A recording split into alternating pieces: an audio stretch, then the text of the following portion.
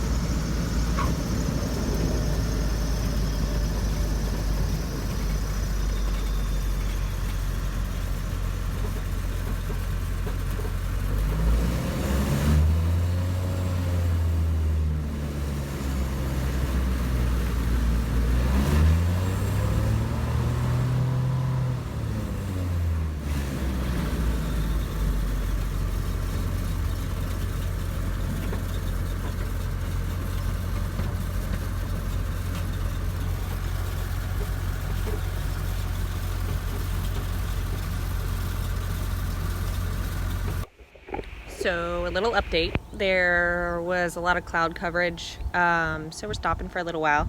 Gonna have lunch. We're in Bacon County in Georgia. So we got about probably 2.5 hours left, but we're here. We're gonna go ahead and put a little bit of fuel in, and there's the FBO over there. It's pretty empty, like a lot of airports lately. But pretty empty, and we'll wait for it to clear up for a couple hours. We're not in a hurry. Concert doesn't start till tomorrow. Flying VFR, we gave ourselves plenty of time. So that's it for now. Bye.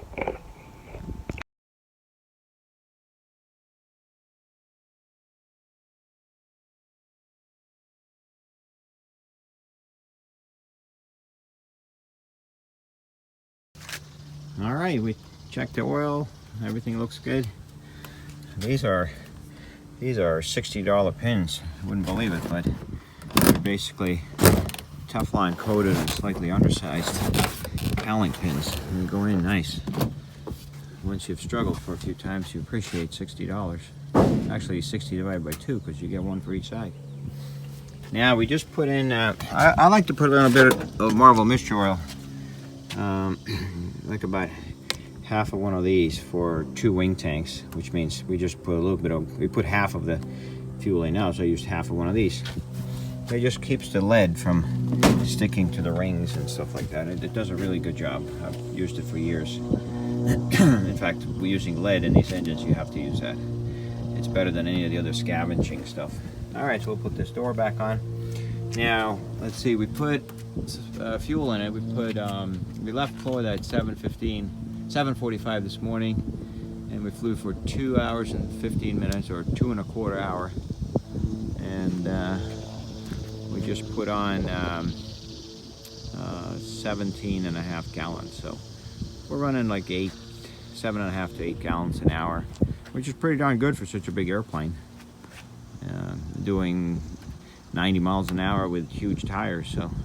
And it can still be tweaked. You know, we're going to keep tweaking it. Maybe bump the power up a little bit, because we can bring it up to like 9 gallons an hour.